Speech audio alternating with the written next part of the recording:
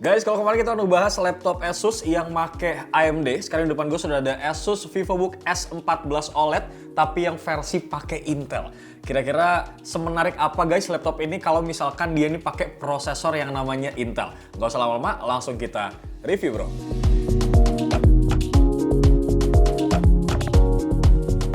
Pertama-tama buat spesifikasinya kita bakal bahas dulu nih guys. Yang mana laptop ini make Intel Core Ultra 7 prosesor 155H dan punya 16 core 22 threads. Yang terdiri dari 6 performance core dan juga 8 efficiency core, kemudian ada 2 low power efficiency core. Nah untuk clock speednya guys ini up to 4,8 GHz dengan Intel Smart Cache 24 MB. Gak sampai di situ aja brother, laptop ini juga udah didukung sama yang namanya Intel AI Boost NPU yang bisa ngejalanin beberapa fitur AI secara offline nih guys. Kemudian buat GPU-nya, doi ini pakai Intel Arch Graphics yang juga mendukung QuickSync, ada juga EV1 dan juga Ray Tracing. Bahkan walaupun laptop ini guys bukan laptop gaming, doi ini bisa menjalankan game sekelas Black Myth Wukong loh di resolusi 1080 pixel. Sedangkan buat storage-nya ini terdapat 16 GB LPDDR5X, RAM-nya dual channel onboard yang dikombinasikan sama SSD sebesar 1 TB M.2 NVMe PCIe 4x4. Lanjut, sekarang kita bakal bahas bagian desainnya guys. Yang mana Asus VivoBook S14 OLED ini cocok banget menurut gua buat elu yang suka produktivitas tapi nggak mau ribet bawa yang berat-berat. Karena bobotnya guys cuma 1,3 kg aja dengan ketebalan cuma 1,39 cm. Jadi kalau misalkan lo bawa laptop ini kemanapun guys, ini nggak perlu pakai tas yang segede-gede gaban bro. Kalau kita lihat dari tampilannya, desainnya tuh simpel banget ya guys, tetap stylish. Material bodinya ini full metal, jadi nggak cuman keren aja, tapi juga kuat soal durability-nya. Oh ya guys, BTW laptop ini juga udah mengantongi sertifikat militer grade MIL STD 810H. Jadi kalau cuman ketumpahan minum ataupun kejedot tembok, ini masih aman lah guys.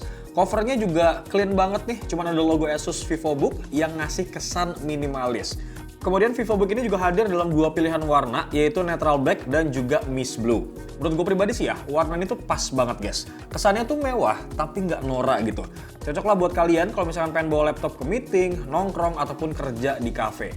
Nah buat keyboardnya, seperti biasa nih udah menggunakan Asus ErgoSense Keyboard yang nyaman banget buat ngetik nih guys. Kemudian ada backlit RGB-nya juga yang bisa disetel 3 tingkat kecerahan. Jadi kalau misalkan lo kerja di ruangan yang minim cahaya, ini tuh masih aman banget. Untuk tombol shortcut Copilot AI-nya juga masih tersedia ya guys. Ini supaya bikin kita tuh makin praktis kalau buat multitasking. Sedangkan buat touchpad-nya ini udah cukup besar banget dengan ukuran 13 x 8,5 cm.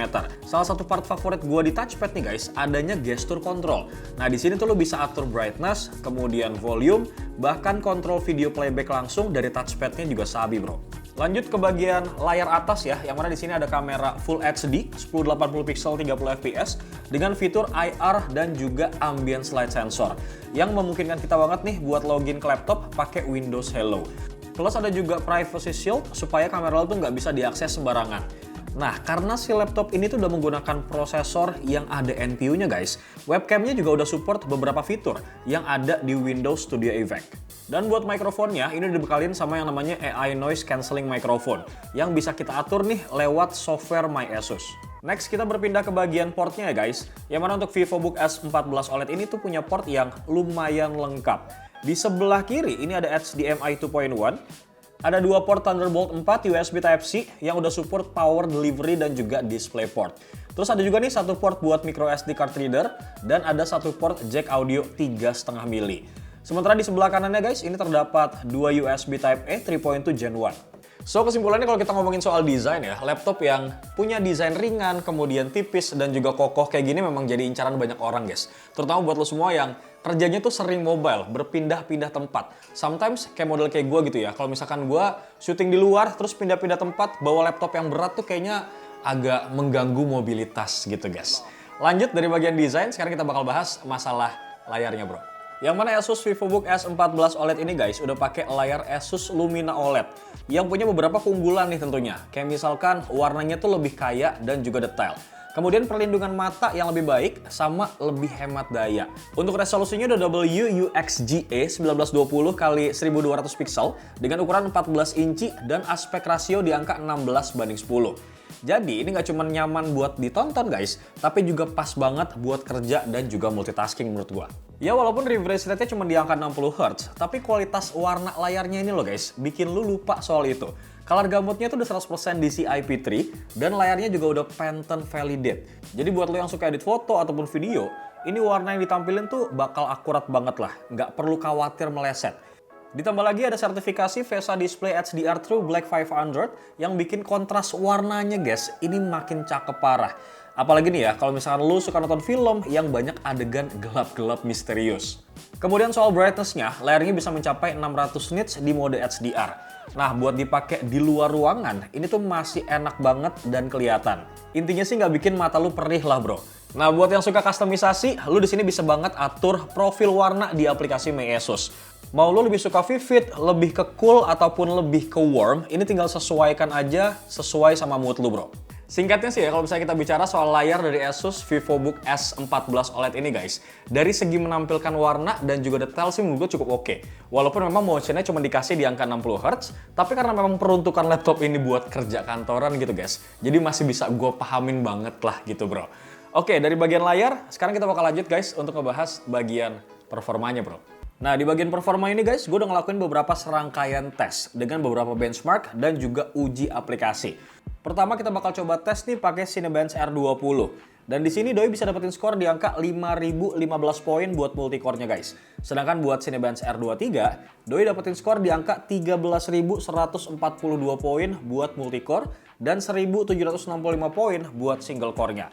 Kemudian buat 3D Mark Time Spy, dia tuh bisa mendapatkan skor rata-rata nih guys di angka 4072 poin. Dengan grafik skor di angka 3677 dan CPU skor di angka 10441. Sedangkan buat pengujian PC Mark, ini Doski mendapatkan skor yang cukup tinggi menurut gua dengan overall skor di angka 6994 poin. Bergeser ke pengujian speed dari SSD-nya nih guys, yang mana Doi ini bisa dapetin di angka 4974 MB per second buat read-nya dan 3489 MB per second buat write-nya. Terus kalau buat pengujian Geekbench 6 nih ya, di pengujian CPU, Doi ini bisa dapetin skor di angka 2410 poin buat single core-nya dan 8794 poin buat multicore-nya. Kemudian buat Geekbench 6 di pengujian GPU, Doski ini bisa ngedapetin skor yang cukup oke guys, di angka 33.931 poin. Terakhir nih gue ngetes 3D Blender Barbershop ya guys, yang mana Doski ini selesai dalam waktu 30 menit 51 detik. Dan berikut nih untuk hasil pengujian gamenya guys. Gua hanya memainkan game Black Myth Wukong aja ya di settingan low 1200 pixel dengan ray tracingnya ini gue offin. Dan ternyata guys, Doi ini bisa dimainin dengan stabil di kisaran 53 fps. Oke, selain gaming test dan juga benchmark, di sini gue juga bakal ngelakuin rendering test pakai CapCut. Dengan durasi video ini 5 menit ya guys, sama videonya tuh resolusinya 4K. Nah ini gue editingnya tuh full effect dan transisi ya brother. Nah renderingnya ini guys bisa selesai dalam 6 menit 20 detik guys. Sedangkan kalau kita ngomongin masalah ketahanan baterainya nih ya, Asus tuh mengklaim kalau baterainya tuh bisa bertahan sampai 16 jam guys. Dan menariknya lagi nih ya, pengisian baterainya juga cukup cepat. 0-60% itu terisi hanya dalam waktu 49 menit aja. Lanjut ke cooling systemnya guys, yang mana VivoBook S14 OLED 5406 ini guys udah menggunakan Asus Ice Cool Thermal Technology yang terdapat 2 buah heat pipe dengan dual fan sama 2 pembuangan udara ke arah belakang nih. Next, sebelum gue kelewatan nih guys, gue juga mau ngasih tahu beberapa fitur pendukung yang ada di laptop ini. Pertama nih ya, di bagian audionya yang masih setia banget make yang namanya Harman Kardon guys. Dan kalian juga bisa banget nih buat ngatur profil suara lewat software My ASUS. Nah kalau bisa kita simpulkan ya guys, untuk Asus VivoBook S14 OLED S5406 ini, gua rasa tuh emang cocok banget buat lo yang nyari laptop dengan desain keren, kemudian performanya tuh kenceng dan fitur-fiturnya tuh lengkap. Karena kalau kita lihat dari segi desain ya, laptop ini tuh udah juara banget guys. Tipis, ringan, tapi tetap tangguh gitu ya, berkat material full metal dan juga sertifikasi military grade. Begitu juga untuk kualitas layarnya guys, yang mana untuk Asus Lumina OLED ini itu bisa ngasilin warna yang mantap banget. Walaupun nih guys, refresh rate cuma dikasih 60 Hz, tapi untuk kualitas HDR-nya itu juga bikin mata lu tuh puas banget gitu guys. Apalagi buat lu semua yang suka banget editing video dan juga nonton film di laptop ini. Kemudian buat sektor performa juga nggak perlu diraguin lagi guys. Dengan kombinasi Intel Core Ultra 7 prosesor, Intel Arch Graphics, kemudian RAM 16GB, sama SSD 1TB nih guys, bikin semua kerjaan ataupun entertainment tuh aman banget, bisa dijalankan di laptop ini. Ditambah lagi nih ya, ada Intel AI Boost NPU buat fitur AI yang bikin kerjaan makin praktis, kemudian baterainya juga awet banget, bisa tahan sampai 16 jam, plus pengisian dayanya guys, ini juga cepet. Ya paling minusnya itu cuma di refresh rate-nya aja guys. Sama beberapa fitur gaming itu masih basic banget di laptop ini. Tapi kalau buat kerja, kemudian produktivitas, multitasking itu semua bisa dilibas pakai nih laptop guys. So, gue rasa memang laptop ini cocok banget buat lo yang lagi nyari laptop minimalis tapi tetap powerful. Bewok pamit guys. Assalamualaikum.